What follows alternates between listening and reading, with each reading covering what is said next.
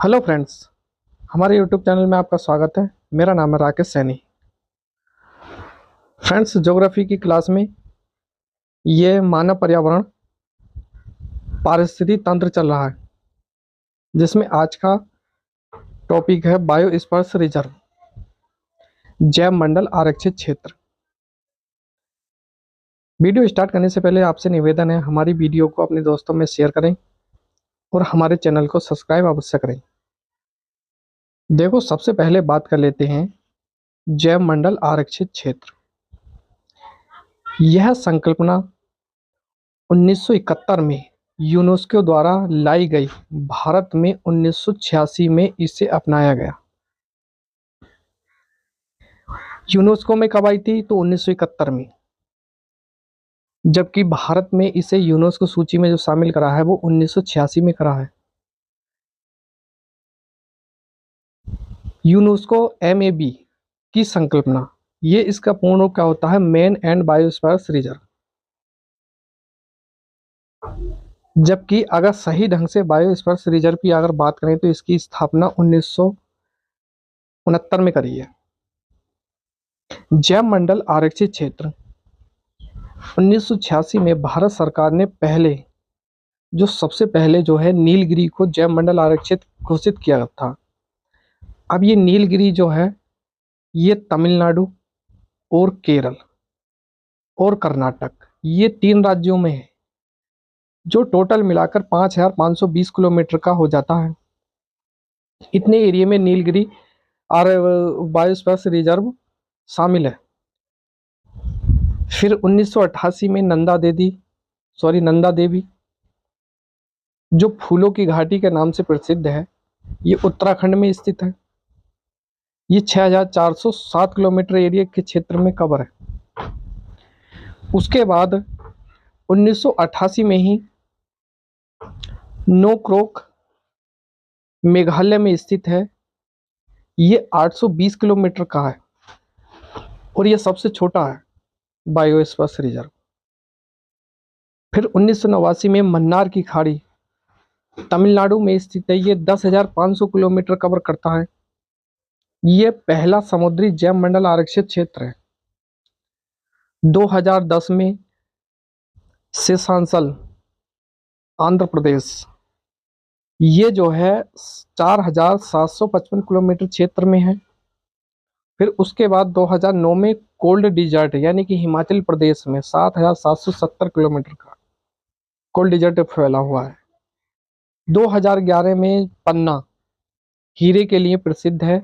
ये MP मतलब मध्य प्रदेश में शामिल है। ये 18वां बायोस्फीयर रिजर्व है।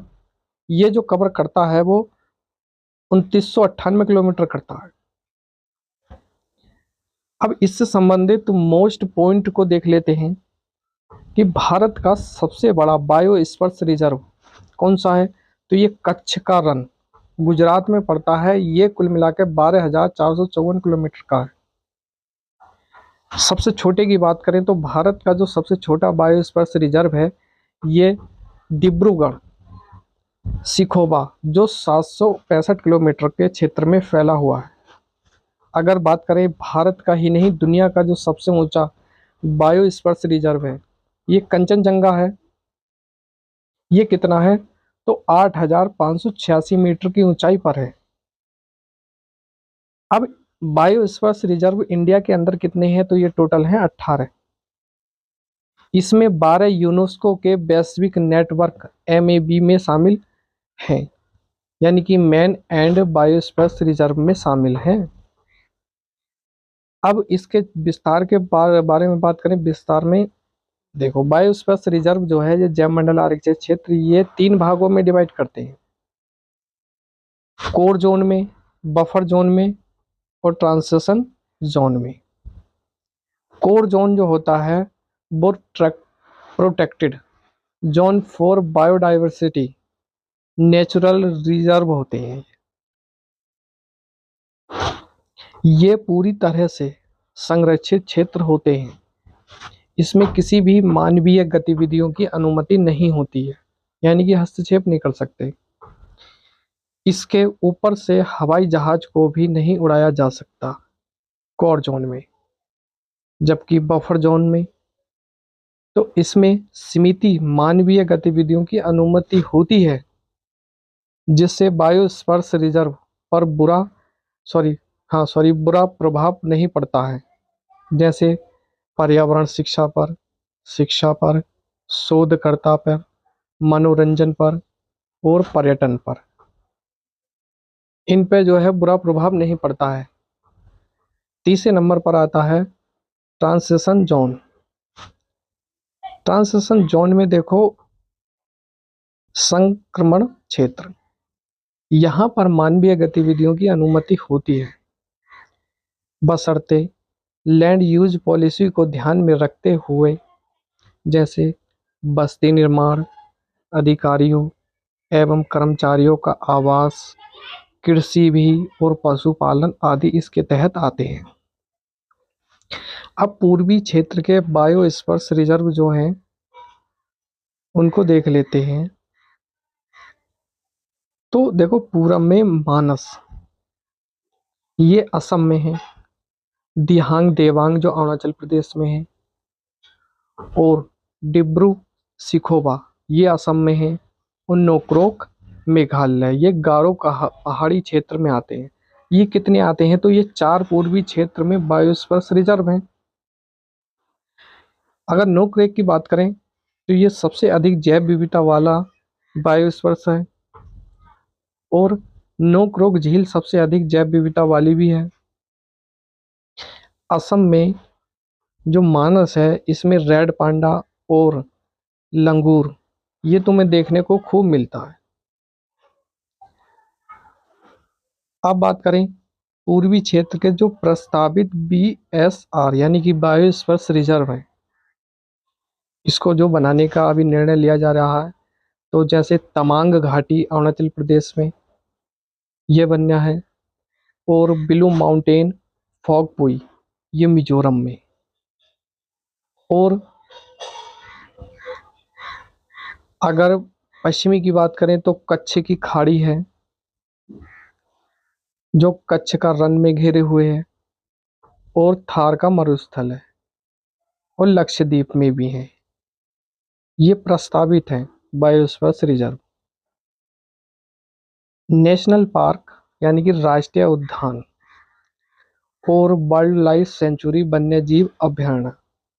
आइए इसको समझ लेते हैं कि राष्ट्रीय उद्यान जब किसी एक प्रजाति के साथ अन्य प्रजाति के संरक्षण का प्रयास, मतलब सेव रखने का जो प्रयास किया जाता है, इसमें राष्ट्रीय उद्यान में किया जाता है। जबकि यहाँ प्रजाति के संरक्षण के लिए है, जब एक को फोकस करने के कई अन्य प्रजातियों का संरक्षण किया जाता है, जैसे जंतु और वनस्पति, और इसके तहत विश्व वन्य जीव दिवस के रूप में मनाया है 2 से 8 अक्टूबर के तहत। अब अगर तुलना करें तो बायोस्फीयर रिजर्व जो है 18 हैं। ये जल थल वायुमंडल तीनों का संरक्षण रखा जाता है इसके तहत। नेशनल पार्क हैं कितने? 105। स्थल मंडल और जलमंडल का भी ध्यान रखा जाता है। वाइल्ड लाइफ सेंचुरी कितने हैं? ये 553 हैं। इसमें स्थल और जलमंडल दोनों को रखा जाता है। दूसरे नंबर की अगर बात करें तो बायोडाइवर्सिटी को संरक्षित करने की बड़ी संकल्पना होती है इसमें, बायोस्फीयर रिजर्व में। नेशनल पार्क में जीव जंतु और वनस्पति को भी संरक्षित रखा जाता है। वाइल्ड लाइफ में जंतुओं का संरक्षण किया जाता है। इसमें कोर जोन में कोई अनुमति नहीं होती बायोस्फीयर रिजर्व में। इनमें मानवीय, नेशनल पार्क जो है ये मानवीय गतिविधियों की अनुमति की जाती है। इसके अंदर मानवीय गतिविधियों की अनुमति होती है। इसमें पशु चराई होती है, नहीं होती पशु चराई, और इसमें होती है। निजी स्वामित्व नहीं होता, वन्य उत्पाद संरक्षण नहीं होता है। आइए बात कर लें वर्ल्ड लाइफ सेंचुरी की। देखो, इसमें मानवीय गतिविधियों की अनुमति होती है। बशर्ते उसका जंगली जीवों पर प्रभाव ना पड़े। अगर वाइल्ड लाइफ पर प्रभाव पड़ता है तो सारे अधिकार छीन लिए जाते हैं।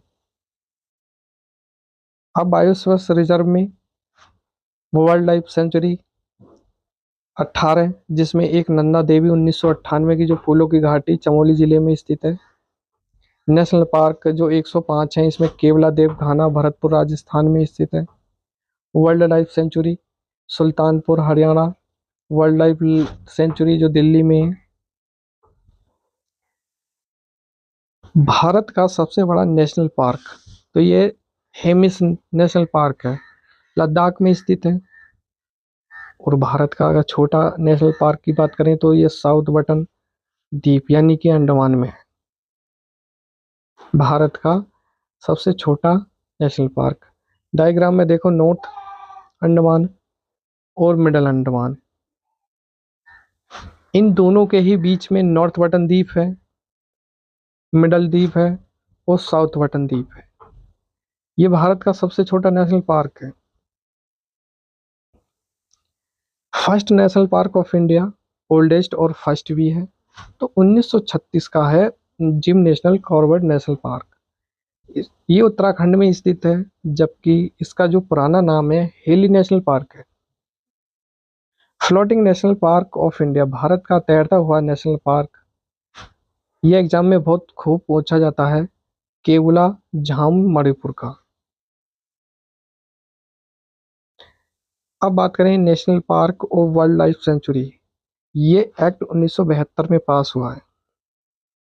भारत में सबसे अधिक जो नेशनल पार्क हैं वो एमपी मध्य प्रदेश में है। अगर केंद्र शासित राज्य में अगर पूछें तो अंडमान निकोबार में है, तो ये कितने हैं, 9 हैं। Oldest national park of world, दुनिया का सबसे पुराना नेशनल पार्क, तो ये है yellow stone national park America में।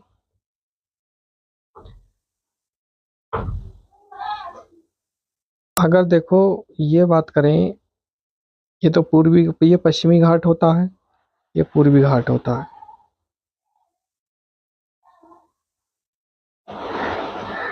पश्चिमी घाट भारत में जैव विविधता का सबसे बड़ा क्षेत्र है। पश्चिमी घाट जो पूरी दुनिया का क्या है, 8वां बड़ा क्षेत्र है।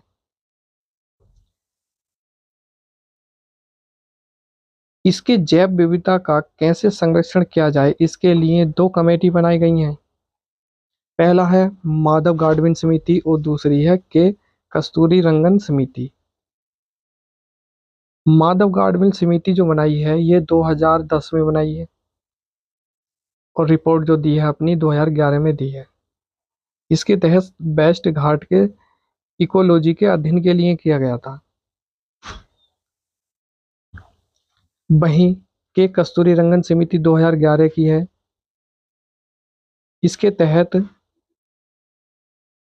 गाडविन समिति की व्यवहारिकता का अध्ययन करने के लिए इस समिति का गठन किया गया है। ये 2013 में इस रिपोर्ट में वेस्टर्न घाट के केवल 37% क्षेत्र ही इको सेंसिटिव जोन घोषित किया गया था। 2013 की रिपोर्ट में जो आर्थिक गतिविधियां जैव विविधता या इकोलॉजी को बहुत अधिक प्रभावित कर रही है वे रेड इंडस्ट्री इन उद्योग के तुरंत बाद बंद किए गए। तो दोस्तों आज की वीडियो केवल इतनी ही रहेगी, जल्द ही इससे अगला टॉपिक से लेकर आऊँगा। तब तक के लिए धन्यवाद।